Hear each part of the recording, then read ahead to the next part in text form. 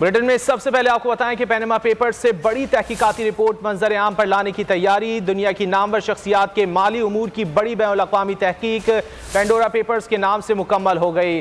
ICIJ की बैनुल-अक़वामी तहकीक Pandora papers 1 crore 19 lakh फाइलों पर मुश्तमिल है। रिपोर्ट की तैयारी में पाकिस्तान समेत 117 ममालिक के 615 सहाफ़ियों ने हिस्सा लिया है। रिपोर्ट आज शाया की जाएगी।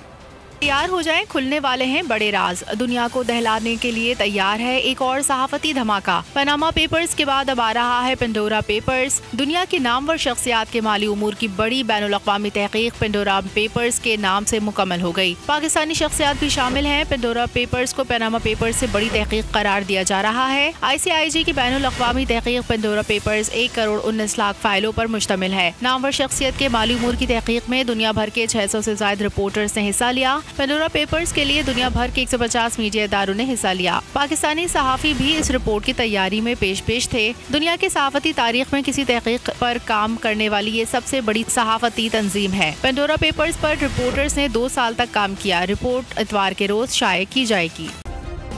सब्सक्राइब करें और बेल दबाएं ताकि कोई खबर रह न जाए।